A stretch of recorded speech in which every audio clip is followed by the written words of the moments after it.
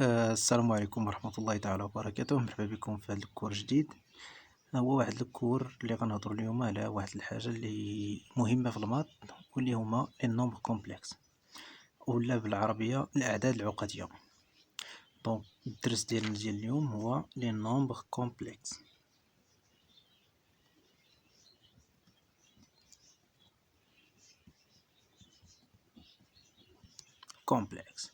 دونك اشنو هما لي نومبر كومبلكس ولا الأعداد العقدية؟ الأعداد العقدية جات نتيجة تحل لينا واحد المشكل في الماط، وهو كنعرفو إلا عطيتكم لي زيكواسيون دو دوزيام دوغري كتعرفو بأن هاد ليكواسيون هادي عندها كيفاش تحل. هادي كنحلوها بالمحددة ديال دلتا كتساوي بي او كاري ناقص 4 سي، وهاد دلتا هادي عندها ثلاثة ديال الحالات، يا إما تكون دلتا تيكالا زيرو، ولا دلتا بوزيتيف، ولا دلتا نيجاتيف. هاك إلا كانت دلتا تيكالا زيرو دونك cette équation admet une seule solution, c'est-à-dire x1 égale moins b sur 2a. And si delta est positif, il admet deux solutions, x1 et x2, moins b plus racine de delta sur 2a, et moins b plus moins racine de delta sur 2a. Et si delta est négatif, on dit que cette équation E n'admet aucune sol. Donc quoi? Il faut déterminer dans R. Donc c'est la résolution des équations dans R. Et donc pour résoudre cette équation, ce genre d'équation, on a introduit ce qu'on appelle I. Le I, c'est quoi le I?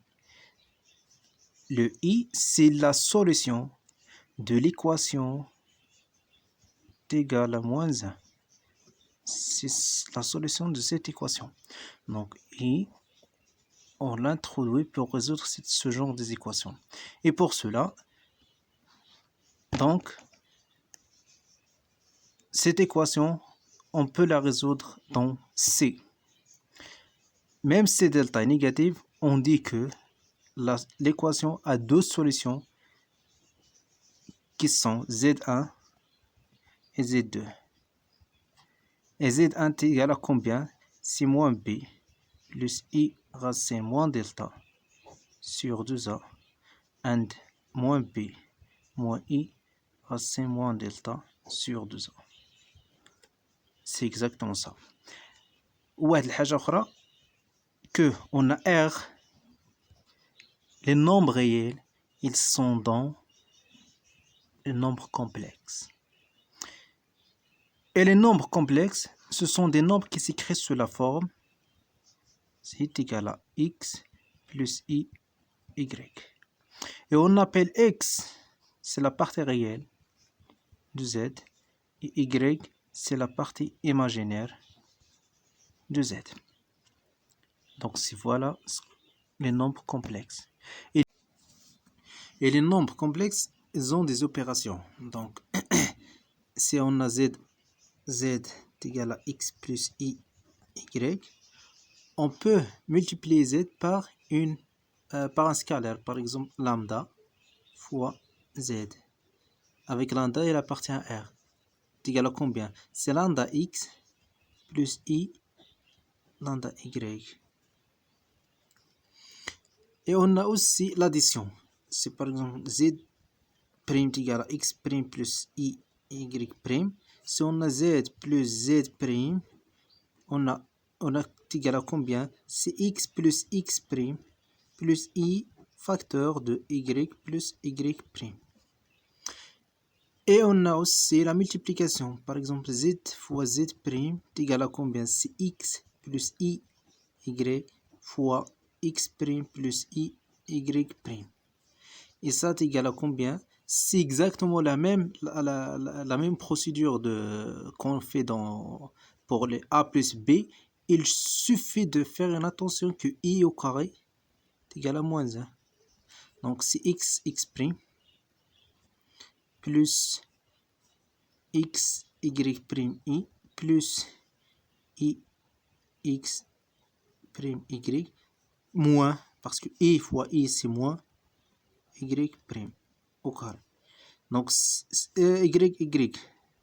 Donc c'est x prime plus moins y prime plus i facteur de quoi? C'est exactement x y prime plus x prime y. C'est exactement. On a aussi ce qu'on appelle le conjugué de z. Le conjugué de z, c'est exactement c'est x moins i y. On change seulement ici. S'il y a plus, c'est le moins. Donc, et on a z bar, c'est le conjugué de z, c'est exactement z. Pardon. C'est exactement z. Et on a aussi d'autres choses.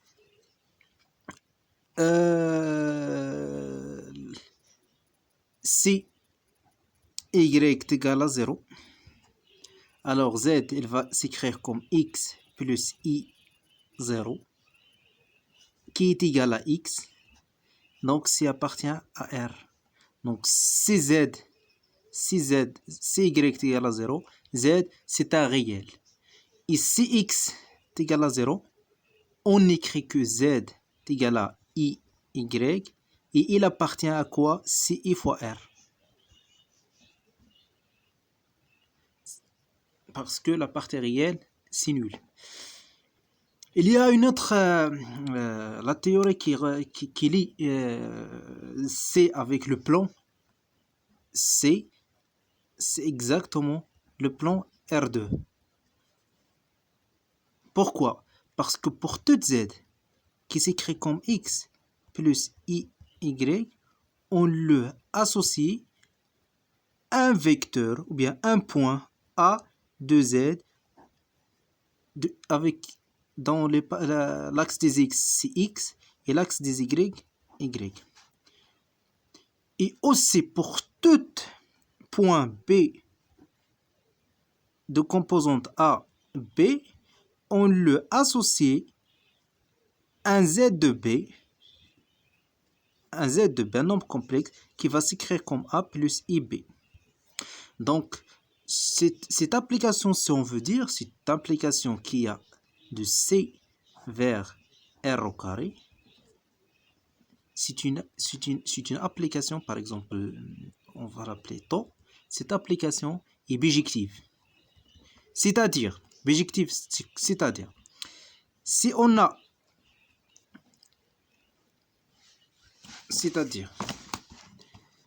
deux points de z, z1 est égal à z2, et pour chaque z, on a a1 et a2. Si z1 est égal à z2, automatiquement, on aura les points ou bien les vecteurs sont égaux. Et la même chose, donc il y a une équivalence entre les deux.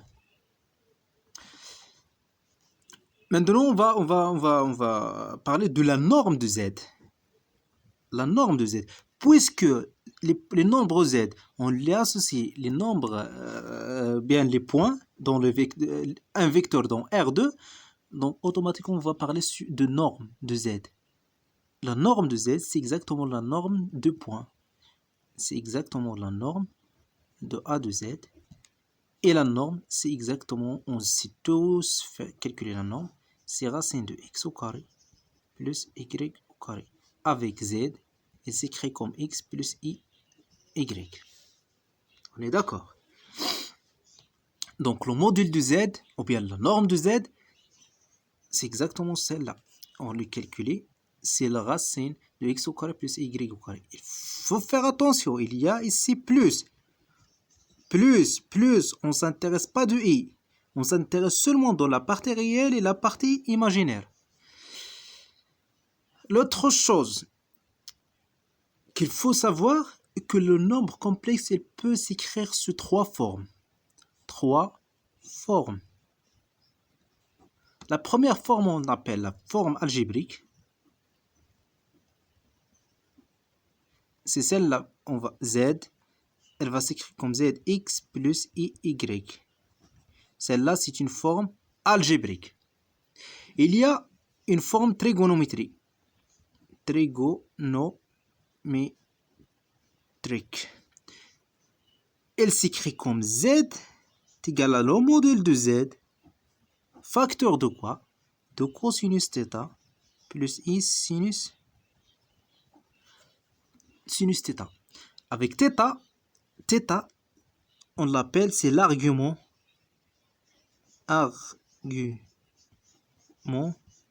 de Z. Je m'excuse pour la qualité de mon écriture, c'est vraiment si je fais mon effort. Il y a aussi ce qu'on appelle l'écriture exponentielle. Exponentielle. Comment elle s'écrit Z? Z elle s'écrit comme Z exponentielle et θ.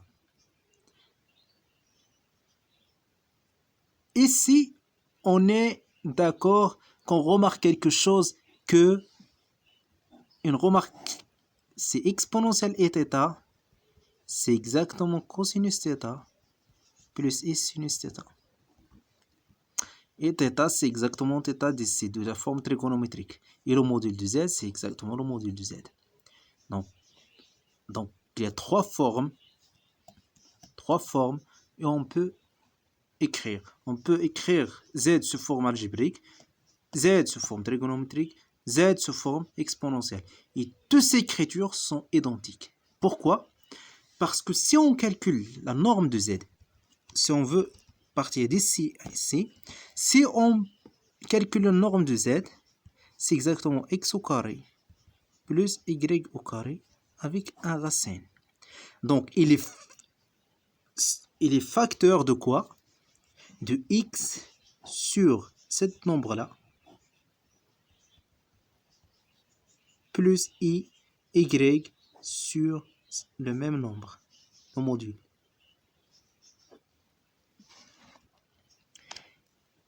Et ces deux nombres, ils sont tous entre moins 1 et 1. Moins 1 et 1. Donc, il existe θ appartient à combien? Appartient à 0 de pi, ou bien moins pp, tel que ce nombre-là est égal à cosinus θ et ce nombre-là est égal à sinus de θ. Il faut faire bien attention à les transformations qu'on fait pour calculer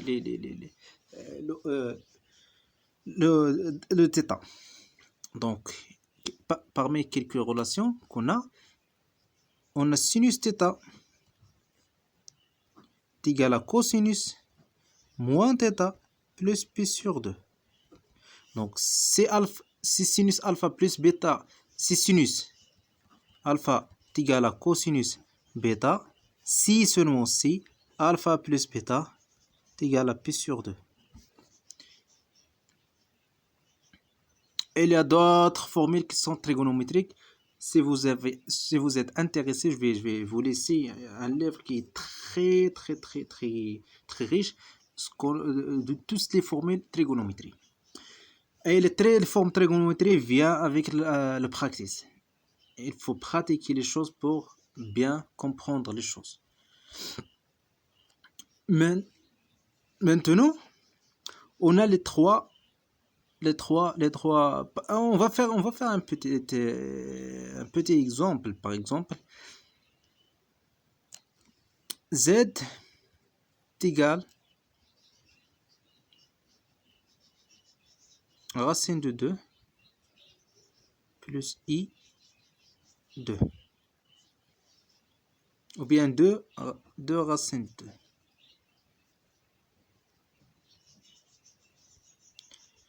Si on calcule le modèle de Z, c'est 2 à la puissance 2 plus 2 à la puissance 2, c'est 2 plus 2, c'est combien? C'est racine de quoi? De 8, qui est égal à 2 racine de 2. Donc z égale à combien? 2 racine de 2. Facteur de quoi? Il y a 2. Donc 1 sur racine de 2 plus i 1 sur racine de 2. Et si on utilise la relation θ, le cosinus et le sinus, par exemple 0, pi sur 6, pi sur 4, pi sur 3 et pi sur 2, et on sait que le cosinus de 0 c'est 1, c'est racine sur racine de 2, racine de 2, racine sur racine de 2, racine sur racine de 2, racine sur racine de 2, racine sur 2, racine sur 2, racine sur 2, racine sur 2. Et puisque cosinus de 0 c'est 1, donc c'est 4, 3, 2, 1, 0. 0, 1, 2, 3, 4 sur 2.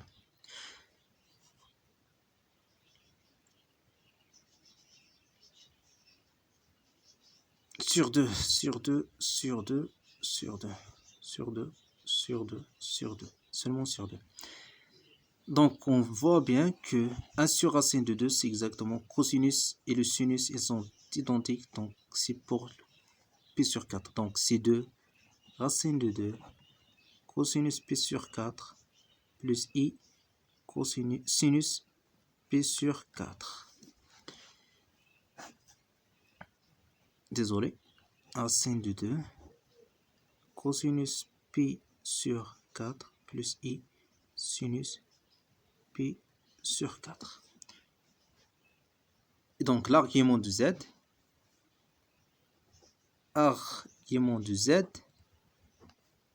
c'est exactement pi sur 4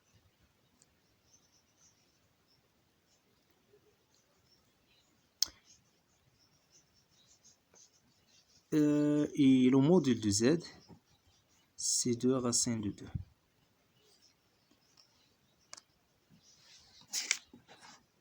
Maintenant, si on pose z, parmi quelques propriétés, si on pose z, il va être représenté par le r et le θ. Et le z' est égal, c'est le r et le θ', r' et θ', c'est-à-dire le module de z et l'argument de z, le module de z' et l'argument de z'. On a quelques propriétés, par exemple, si z bar, son module, c'est exactement le module de z, et son argument, c'est moins l'argument de z. Et on a 1 sur z, son module, c'est 1 sur r, c'est 1 sur le module de z, et l'argument, c'est moins l'argument de z. La multiplication z fois z', leur argument, c'est r', et l'argument, c'est θ plus θ'. Pour le module, c'est le produit. Pour l'argument, c'est la somme. Et z sur z', l'argument, il est clair que c'est r sur r'. Et l'argument, c'est la différence entre l'argument de z moins l'argument de z' qui est. Maintenant, on passe à d'autres choses, à des formules qui sont très importantes dans les nombres complexes et surtout pour le niveau bac. C'est la formule de Euler et la formule de Moivre. La formule de Euler, qu'est-ce qu'il a dit? Il dit pour tout θ appartient à R, on a cosinus de θ et le sinus de θ, on peut le définir en utilisant l'exponentielle. Le cosinus de θ, c'est exponentielle iθ plus exponentielle moins iθ sur 2. Et le sinus de θ, c'est égal à exponentielle iθ moins exponentielle i moins θ. Yani moins iθ sur 2i. C'est celle-là ce qu'on appelle la formule d'Euler. La formule de Moivre, qu'est-ce qu'il dit? Il dit que pour toute n pour toute n appartient à z et tout θ appartient à r, qu'est-ce qu'on a? On a le cosinus de θ plus i sinus de θ à la puissance n égale, cosinus de θ plus i sinus θ à la puissance n est égal à cosinus nθ plus i sinus nθ. C'est-à-dire le n qui est ici, il rentre ici. Et on peut facilement montrer ça en utilisant la récurrence sur n. Même si il est dans z, on peut l'utiliser. On utilise la récurrence. Parce que la récurrence, on l'utilise pour montrer des choses qui sont dans n. C'est-à-dire pour n et n plus 1. Et aussi dans z. Z, on peut le partager entre les n qui est positif et les n qui est négatif. Donc, c'est plus n et moins n. Pour résoudre ce genre des équations, on a ce genre des équations z à la puissance n est égal à 1. La résolution de cette équation, par exemple n, on le donne et on vous demande quels sont les nombres complexes. Tous les nombres complexes qui ont la puissance n qui est égale à 1. La solution, cette équation a n solutions. Il faut bien mémoriser cette chose. Cette équation a n racines. Et les racines s'écrit comme EZK. est égal à combien? C'est exponentielle i 2kp divisé sur n. Avec k entre 0 jusqu'à n-1.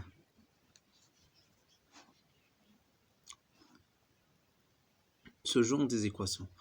Plus général, si on vous demande de résoudre cette équation, z à la puissance n est égal à r exponentielle i θ. Cette équation, on l'appelle E, a n racines, et les racines s'écrit comme zk est égal à la racinième de r fois exponentielle i θ plus 2kp tout divisé sur n. Avec k, il appartient 0 jusqu'à n-1.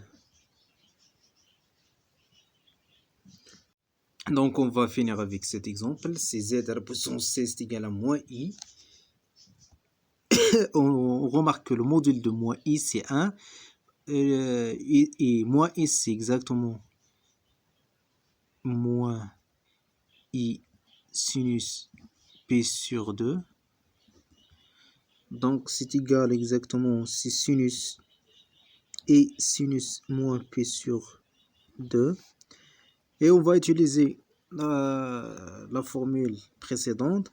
Donc z à la puissance égale à moins i, il a 6 racines. Et les racines sont écrites comme zk est égal à combien? Le module c'est 1, donc c'est exponentiel i. Et l'argument c'est moins p sur 2 plus 2kp divisé sur 6. Avec k, on dit qu'il est entre 0 et le quoi? Et le 5. Donc, il a exactement 6 racines. On va les calculer exactement. Z0. Z0, c'est exponentielle moins p sur 2 avec moins i. Et moins i p sur 2. Le Z1, c'est exponentielle et 3p sur 2. Le Z2, on va seulement remplacer k avec le k seulement et on va calculer. Le Z2 c'est exponentielle I7pi sur 2. Z3, c'est exponentielle 13pi sur 2. Le Z4,